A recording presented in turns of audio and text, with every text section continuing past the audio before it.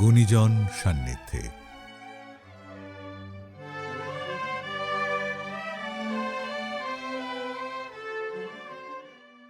নমস্কার শ্রোতা বন্ধু, গুণীজন সান্নিধ্যে অনুষ্ঠানে আপনাদের সবাইকে স্বাগত জানাই। আমাদের এই অনুষ্ঠানে আমরা তাঁদের সাথে আলাপ করি, তাদের সাথে আমরা কথা বলি যারা তাদের জীবনে শিল্পের মাধ্যমে, তাদের সৃষ্টির মাধ্যমে আমাদের মধ্যে বর্তমান রয়েছে।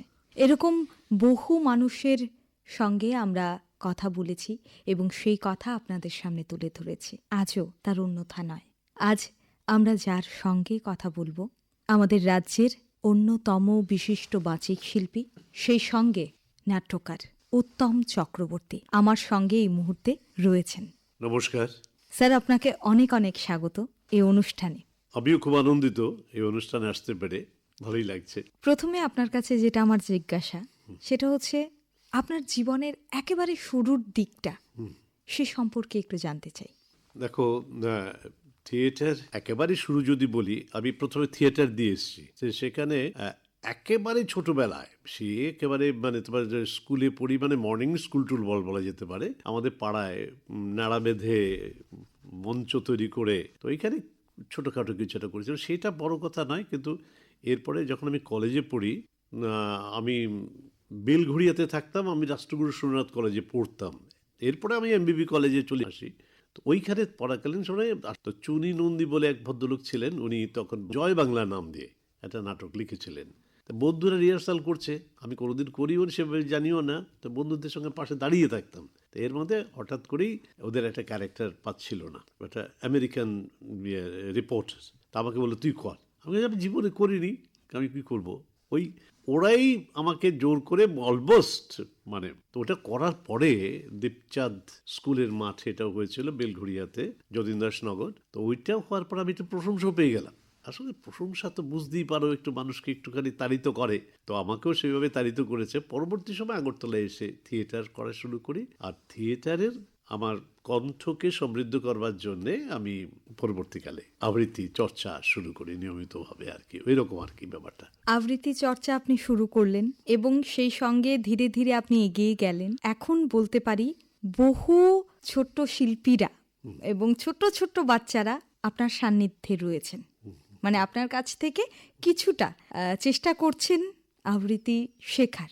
তো তাদের উদ্দেশ্যে যদি আমি বলি, মানে এখন যারা রয়েছে, মানে তাদের মা বাবাদের উদ্দেশ্যে বা সেই বাচ্চারা যারা আপনার কাছে আসছে, তাদের উদ্দেশ্যে যদি বলি আবৃত্তিকে নিয়ে কিছু বলার জন্য, তাহলে আপনি কি বলবেন? তো এখন প্রথম কথা হচ্ছে, আবৃত্তি অনেকে ঝোঁকে চলে আসে, কিন্তু আবৃত্তি চর্চা এটা একটা শিশুর মনকে তৈরি করতে এবং ভালো মানুষ তৈরি করতে একটা সহায়ক ভূমিকা নেয়। আর আমি বিশ্বাস করি যারা আবৃত্তি চর্চা করে তারা ভালো স্টুডেন্টও হয়, বিশেষত সাহিত্যে, বাংলা এবং ইংরেজিতেও ওরা ভালো রেজাল্ট করতে বাধ্য, যদি কবিতাটাকে ভালো করে যদি বোঝে বা করতে চায়। তো সেই অর্থে আমি বলবো যে প্রত্যেক শিশুদেরই একটু আবৃত্তি চর্চা করলে প্রথমত কণ্ঠটা সমৃদ্ধ হবে, উচ্চারণটা ভালো হবে, আর ভালো উচ্চারণ হলে বানানগুলো শুদ্ধ হবে। তো বানানগুলো শুদ্ধ হলে তার সবচেয়ে বড় অনেক প্রতিশব্দ পেয়ে যাবে, শব্দের অর্থ পেয়ে যাবে, তার ভাণ্ডারটা অনেক বেশি থাকবে, তার অন্যের স্কুলের অন্যান্য যে সহপাঠী আছে তাদের চেয়ে অনেক বেশি থাকবে। এটা তো কোনো বলার অবকাশ রাখে না, তাই না? সুতরাং সেদিক থেকে তার লাভবান হবে। আর এই শিল্পটা, সে একটা মানুষ, তার প্রত্যেকেই ক্যারিয়ার চায়, প্রত্যেকে ভালো হতে চায়, মানে কিছু করতে চায়, হ্যাঁ হোক না সে যাই হোক, যে কোনো প্রফেশনেই যাক না কেন, তার সঙ্গে যদি আবৃত্তি চর্চাটা যদি থাকে, তাহলে ভাবতে পারো এটা সোনায় সোহাগা হবে। সে ডাক্তার হিসাবে হোক, বাস্তুকার হিসাবেই হোক, হোয়াটএভার, ইভেন বিজনেসম্যান যদি হয়, বা ওকালতিতে যদি দেয়, সমাজ সেবাতে যদি যায়, যে কোনো অঙ্গনে যাক না কেন, তার কণ্ঠটা তার অপূর্ব হবে, তাকে সহায়ক ভূমিকা নেবে। এটা তো বিরাট ব্যাপার। আমি মনে করি এদিক থেকে সবাই যত্নবান হওয়া দরকার। সেই যত্নবান হওয়ার জন্য যেটা করতে হয়, আমরা জানি যারা গান শেখে তাদেরও যেমন রেয়াজ করতে হয়, আবৃত্তি শেখার জন্যও একটা রেয়াজের দরকার পড়ে, সেটা উচ্চারণের ক্ষেত্রে হোক কিংবা কণ্ঠের ক্ষেত্রে হোক। তো সেই ক্ষেত্রে এখন যারা এই প্রজন্মের বাচ্চারা যারা শিখছে, তাদের মধ্যে একটা আসে যে আমি আজকে আবৃত্তি স্কুলে গেলাম, আবৃত্তিটা শিখে তুলে ফেললাম স্যারের থেকে, এবং পর মুহূর্তে আমি স্টেজে গিয়ে সেটা আমি আবৃত্তি করে ফেলবো, আমি পুরস্কার অর্জন করে ফেলবো, এটাই হচ্ছে আমার ভবিতব্য। কিন্তু সেই যে আবৃত্তিটাকে শেখার জন্য আবৃত্তিটাকে বোঝা কিংবা আমার যে রেয়াজটা করা দরকার সেটা কোথাও না কোথাও যেন হারিয়ে যাচ্ছে, সে ব্যাপারে আপনি কি বলবেন? এটা খুব মারাত্মক ধরনের একটা কথা বললে। দেখো, আমি মনে করি যে কবিতা মানে সাহিত্যের যতগুলো অঙ্গন আছে তার মধ্যে কবিতা হচ্ছে, কবিতা সম্পর্কে বহু লোক বহু রকম ভাবে কথা বলেছেন, কবিতার ব্যাখ্যা করেছেন, কেউ একটা জায়গায় স্থির নেই। আমি একটা যদি মানে কবিতা তো ঠিক লিটারেচার মানে ফাইনেস্ট ফর্ম, এটা তো বলা যায়। ফাইনেস্ট ফর্মটাকে যদি ধরতে হয়, অনুশীলন না করে কি করে ধরা যাবে? এরা যারা ভাবছে তারা মূর্খের স্বর্গে বাস করছে।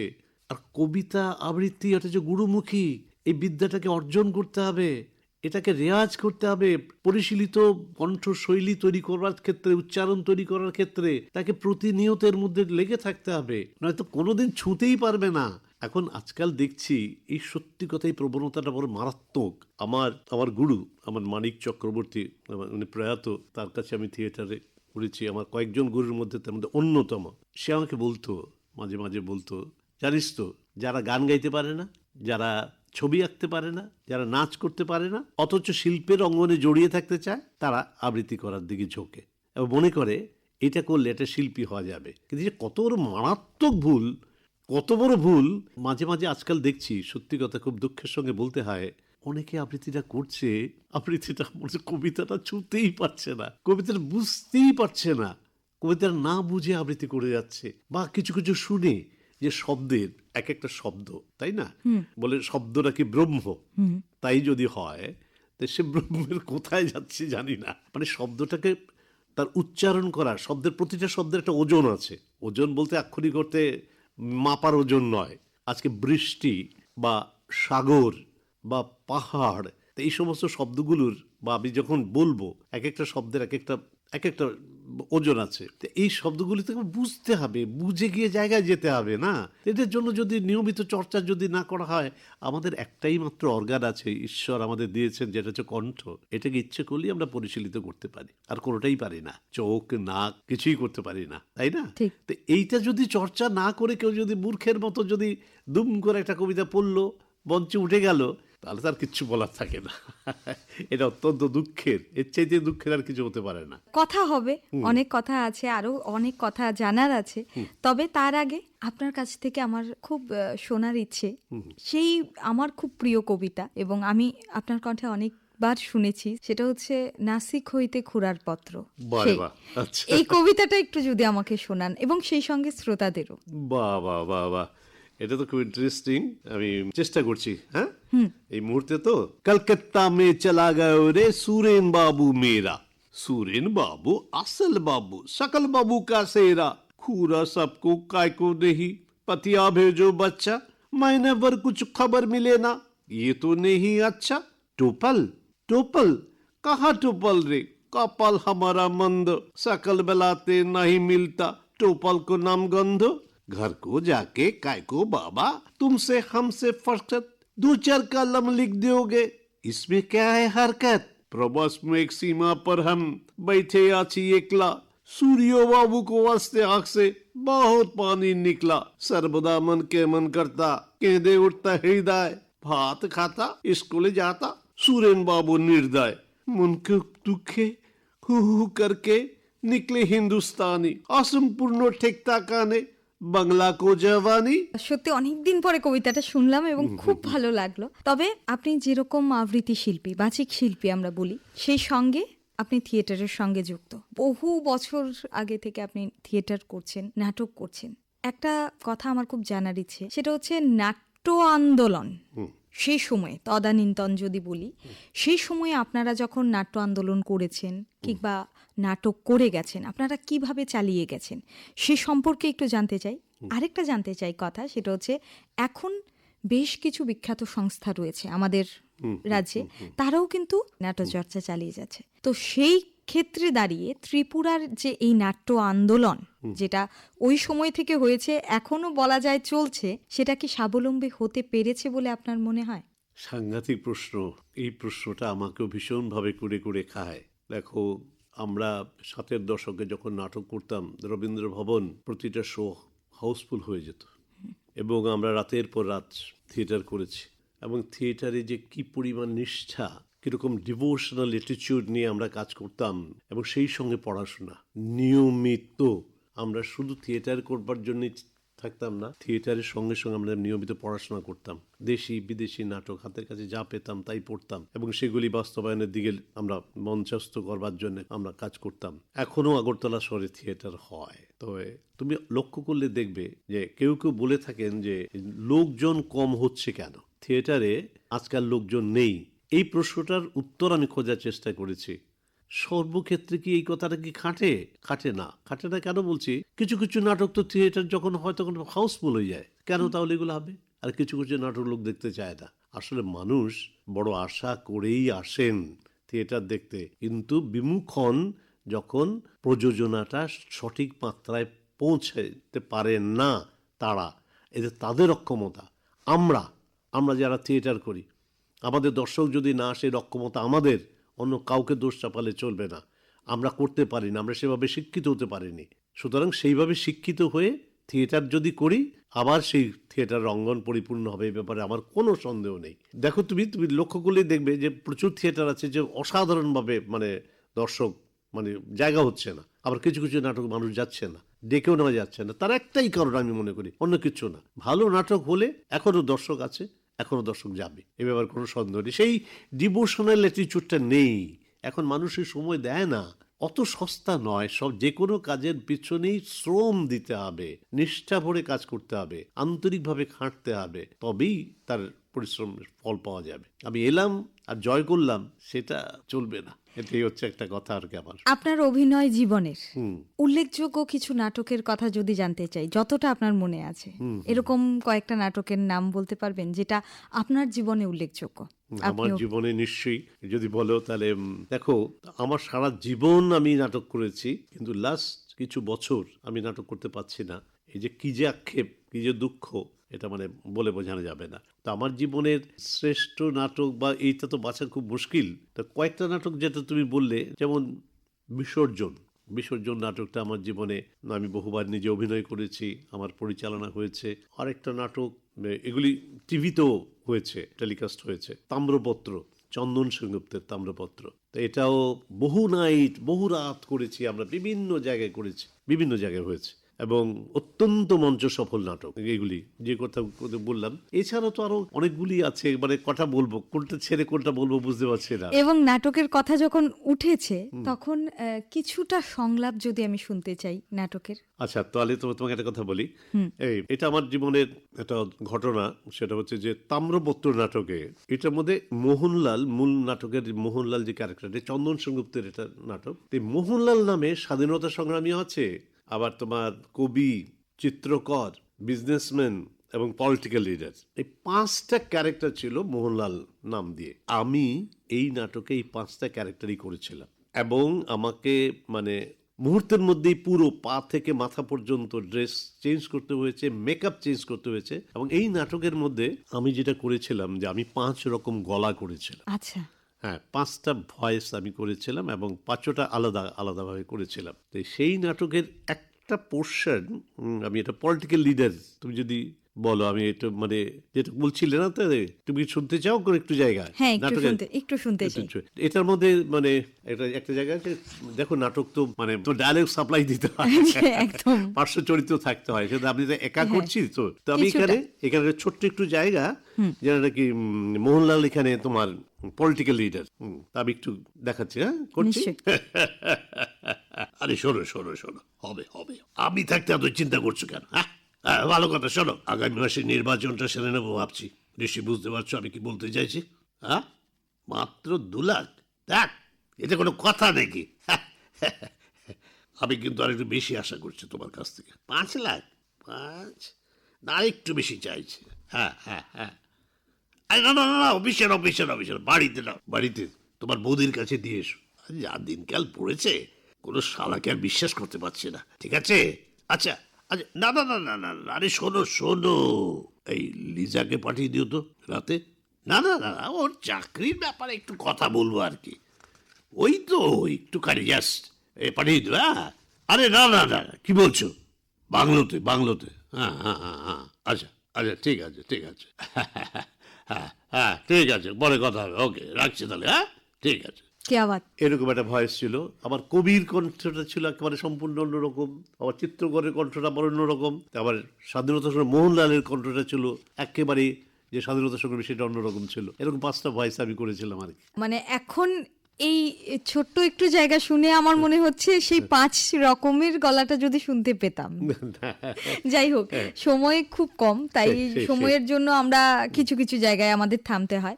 তবে আপনি যখন থিয়েটারের কথা বলছেন, আপনার মানে নাটকের কথা উঠছে, উল্লেখযোগ্য নাটক তো আপনার জীবনের শুনলাম।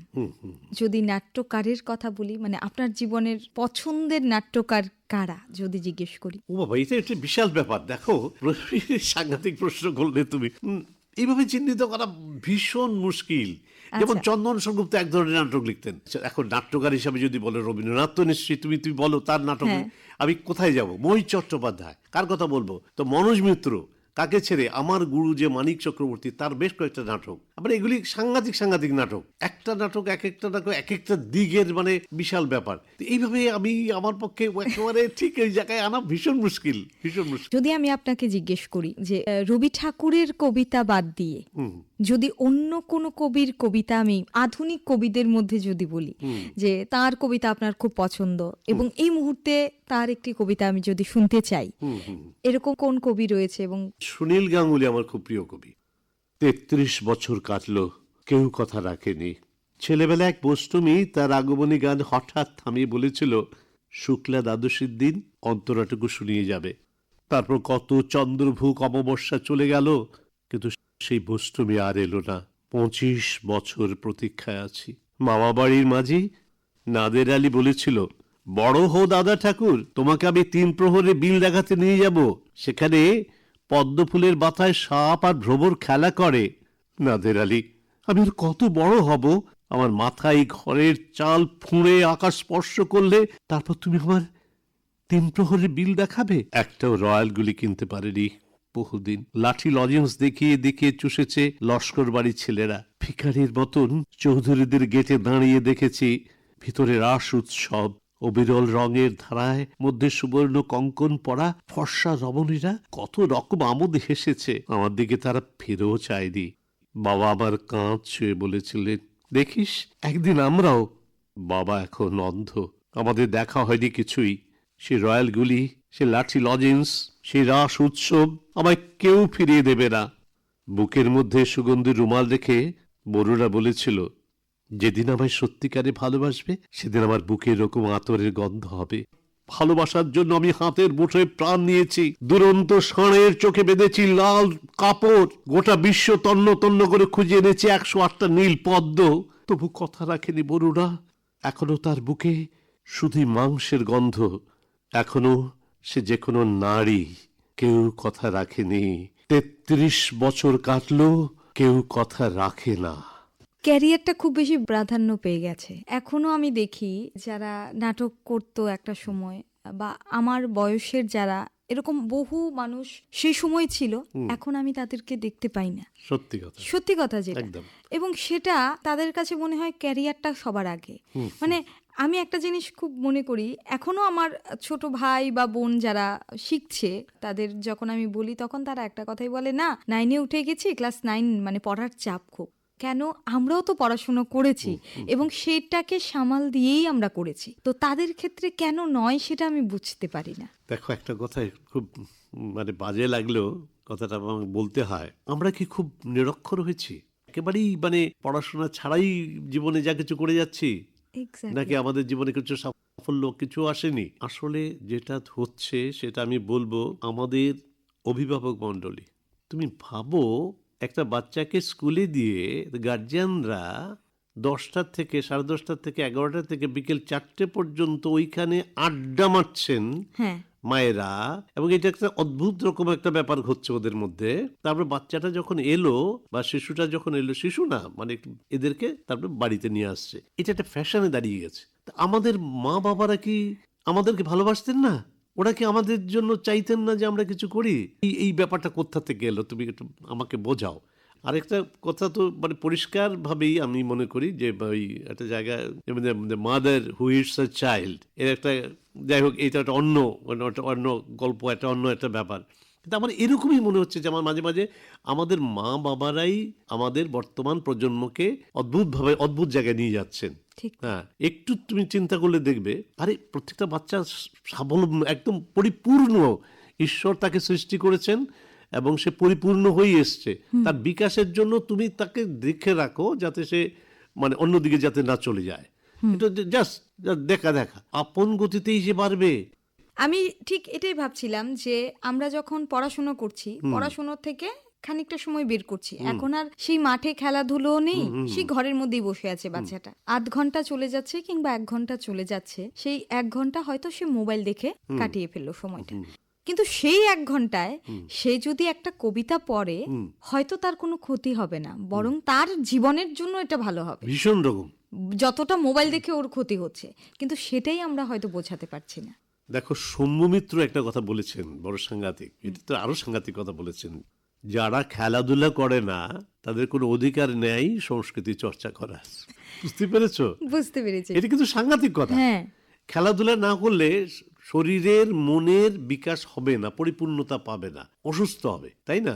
আজকাল তো ঘরে ঘরেই তো অসুস্থ, ঘরে ঘরে কিন্তু জানো তো মনোরোগীর সংখ্যা যে দিন দিন বাড়ছে। ঠিক। এর পিছনে কিন্তু শুধু বাচ্চাদের খেলতে না দেওয়া, বাচ্চাদের এক জায়গায় ধরে রাখা বা সব ক্যারিয়ারের দিকে এর জন্য দায়ী আমি পরিপূর্ণভাবে বলবো আমরা অভিভাবক। বাচ্চাদের চেয়ে বড় যারা, আমরা তাদের নষ্ট করছি। আপনার জীবনের যদি বলি খুব সুখের একটা মুহূর্ত আর খুব দুঃখের একটা মুহূর্ত। খুব সুখের একটা মুহূর্ত ছোট্ট করে বলি, সেটা হচ্ছে যে আমি ঘোষক হিসেবে কাজ করতাম এক সময়, প্রধানমন্ত্রী থেকে শুরু করে প্রায় অনেকেরই সবারই করেছি। যে এক সময় আপনা উৎসব হয়েছিল ইন দ্য ইয়ার 1989 বোম্বেতে। আমি হিন্দি টিন্দি জানি না, আসলে দেখে দেখে কিছু ইংরেজি বলে ফেলি এই ভয়েসটার জন্য। ওরা আমাকে সিলেক্ট করে নিয়ে সেখানে তো ওরা তো আমাকে তো কাগজ দিয়ে দিয়েছে যে আমি ইন্টারিয়ার মহারাষ্ট্র এবং বোম্বে আমি আপনার উৎসবে কাজ করব। বিশ্বাস করো, অবস্থা তখন আমার সমস্ত শরীর কাঁপছে, আর হিন্দিতে বলতে হবে, ইংরেজিতে না, হিন্দিতে বলতে হবে। হিন্দি তো আমি জানি না, তো সেইখানে অদ্ভুতভাবে বলি। সেখানে আমাকে বলা হলো যে ইজেডসিসি মানে ইস্ট জোন কালচারাল সেন্টার থেকে আমাকে মানে সূত্রধার হিসাবে অ্যাপয়েন্টমেন্ট দিয়ে দিয়েছে। আমি তখন ছেড়ে দে মা, কেঁদে বাঁচি, আমি বোম্বে দরকার নেই, এখন দেখা হয়ে গেছে, এখন বাড়ি ফিরে যাব। কিন্তু আমাকে তখন বললো যে চাকরি করি, যে চাকরির ভয়টায় দেখালো আর কি। সেই চাকরির ভয়ের পরে আমি ডক্টর শঙ্কর প্রসাদ, উনি বিহার থেকে এসেছিলেন, ওনার কাছে গিয়ে উনি হিন্দিতে বললেন, আমি বাংলাতে লিখলাম, লিখে একটা অ্যানাউন্সমেন্ট তৈরি করলাম। তৈরি করে শরীর কাঁপছে। মানে রামগোপাল দা বলে একজন ছিলেন, উনি আসলে কোরিওগ্রাফার ছিলেন, রামগোপাল ভার্সাস। উনি বলছেন মাকে ডাক, দেখবি ঠিক মা সরস্বতীকে ডাক, ঠিক হয়ে যাবে। সত্যি সত্যি যেই মঞ্চ, বোম্বের মতো জায়গায়, সেখানে গিয়ে আমি আমার হিন্দিতে একটা অ্যানাউন্সমেন্ট তৈরি করতে হয়েছে যে আমার সেই যে অভিজ্ঞতাটা আমার জীবনের এক সাংঘাতিক সুখকর একটা ব্যাপার। এবং পরবর্তীকালে আমি বিরাট রকমভাবে যশ পেয়েছিলাম। ইয়ে আপনা উৎসব হ্যায়, ইয়ে ভারত আত্মা কে উৎসব হ্যায়, चटक रंग में सजी अपनी ही धुन पे थिरकती, धरती का गीत गाती गुनगुनाते और प्यार के फूल बिखरते। तो आइए भारतीय संस्कृति की सर्वाधिक पवित्र और मंगलमय শাঙ্খী ধ্বনি সে কার্যক্রমকে শুভারম্ভ করে। এইভাবে শুরু করছিলাম। এটা একটা অদ্ভুত রকম ব্যাপার হয়েছিল। এটা আমার জীবনে একটা অদ্ভুত, যেটা নাকি হওয়ার কথাই না, একেবারেই অদ্ভুত রকমভাবে আমার জীবনে এসেছিল। এইটা আমার জীবনে খুব আনন্দের বিষয় বলা যায়। আর দুঃখের বিষয় যদি বলো, আমার মানে স্বজন, আমার প্রিয়জন, আমার কাছের কিছু কিছু লোক, তাদের চলে যাওয়া, এবং তার চেয়ে তো বড় কথা একেবারে বিশ্বাসের জায়গায়, যেখানে নাকি যার উপর মানে একেবারে অবলম্বনের জায়গাগুলি যখন অদ্ভুতভাবে মানে নষ্ট হয়ে যায়, তখন খুব কষ্ট পাই। এই যে আপনি একটু আগে আপনার জীবনের খুশির মুহূর্তটা আমাদের সঙ্গে ব্যক্ত করলেন এবং বললেন যে এটা আপনার জীবনের সব থেকে খুশির মুহূর্ত, আপনি সঞ্চালনা করেছেন। সেই জায়গায় দাঁড়িয়ে আমাদের মতো যারা রয়েছে, আগামী দিনে হয়তো আরো এগিয়ে যেতে চাইছে, তারা অনেকেই ভাবে সঞ্চালনাটা খুব বড় কিছু না, সঞ্চালনাটাও যে একটা শিল্প, সেটা অনেকেই মানতে চায় না। তাদের উদ্দেশ্যে আপনি কি বলবেন?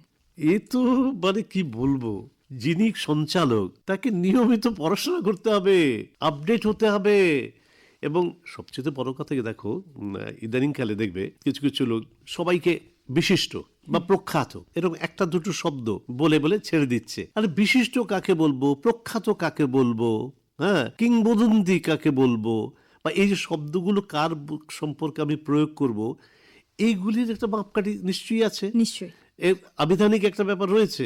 তো সেইটাকে সম্যক জ্ঞান অর্জন করে এবং একটা মানুষের সম্পর্কে যখন নাকি আমি বলতে যাব, তার সম্পর্কে জেনে তার সঙ্গে সেইভাবে আমি নিজেকে তৈরি করব, এই জিনিসটা। তাছাড়া সাবজেক্ট, কোন সাবজেক্ট আমি বলতে যাচ্ছি, আমি একটা ডান্স সম্পর্কে বলতে গেলাম, সে হাজাগারি ডান্স, সে লেবাং বোমানি ডান্স, আমি বললাম লেবাং বোমানি ডান্স হবে, এটা তো হবে না। নিশ্চয়ই না। বা আমি আজকে যে রবীন্দ্রসঙ্গীতের একটা পর্যায়ে সম্পর্কে কথা বলতে যাচ্ছি, তা আমি যদি পড়াশোনা করে না করে আসি, শুধু যাই, সেটাই একরকম চেহারা হবে। আর যারা নাকি পড়াশোনা করে আসবে তারই একটা চেহারা হবে। এটাই হচ্ছে, দেখা যাচ্ছে তো, ভুল ভাল বলে যাচ্ছে। তো ওই সঞ্চালক ওই যদি ভাবে সবাইকে যদি এক কাঠিতে মাপে, তাহলে ভুল হবে, কিন্তু একদম মারাত্মক ভুল হবে। আর শুরু করেছিলাম আপনার কণ্ঠে রবি ঠাকুরের একটি কবিতা দিয়ে, শেষ করব রবি ঠাকুরের একটি কবিতা দিয়ে। আচ্ছা, রবি ঠাকুরের একটি কবিতা এবং আমার খুব প্রিয় কবিতা, সেটা হচ্ছে বোঝাপড়া।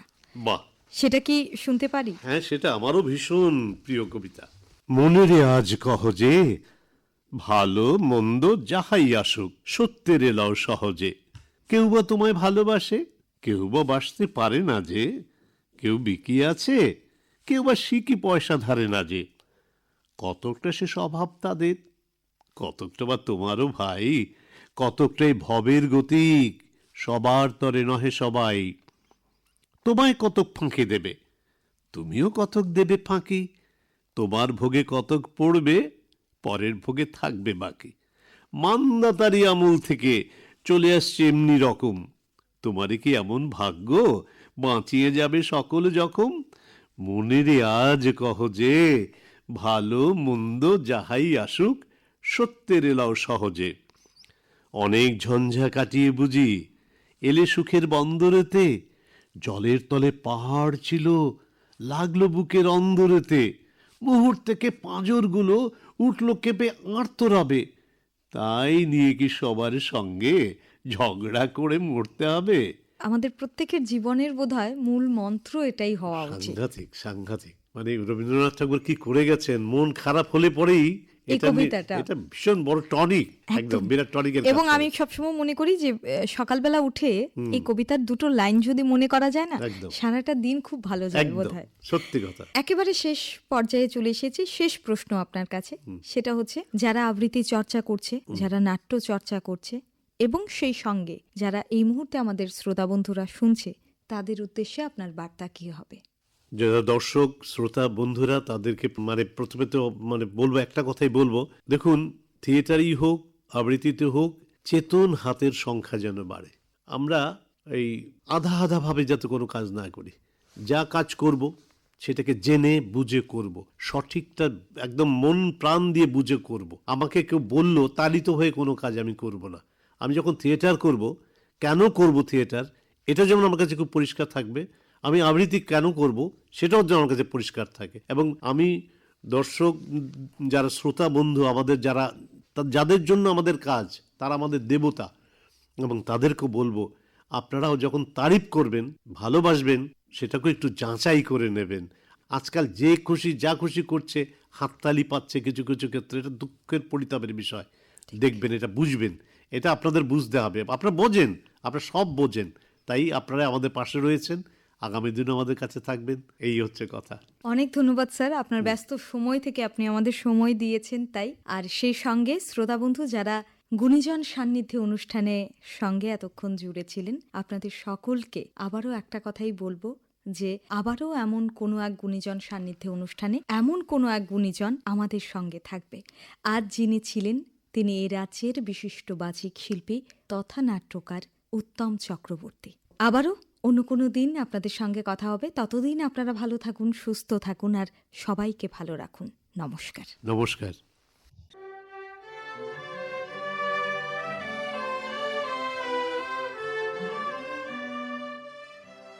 গুণীজন সান্নিধ্যে।